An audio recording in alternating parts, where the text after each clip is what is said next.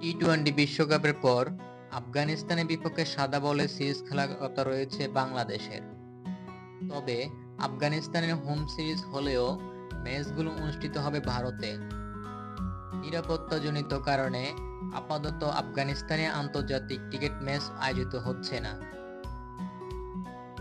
জুলাইয়ে আফগানিস্তানের বিপক্ষে 3টি করে ওয়ানডে এবং 3টি টি-টোয়েন্টি ম্যাচ খেলবে বাংলাদেশ। আফগানিস্তানের হোম সিরিজটি নিজেদের মাঠে আয়োজনের কথা জানিয়েছেন ভারতের নিয়ন্ত্রণ সংস্থা বিসিসিআই। জুলাইয়ের শেষ দিকে শুরু হয়ে আগস্টের প্রথম সপ্তাহ পর্যন্ত চলবে বাংলাদেশ আফগানিস্তানের ওয়ানডে ও টি-টোয়েন্টি সিরিজ দুটো। আনুষ্ঠানিকভাবে সূচি নিশ্চিত করা না হলেও জানা গেছে 25, 27 ও 30 জুলাই 3টি ওয়ানডে অনুষ্ঠিত হতে পারে। ওয়ানডে সিরিজের পর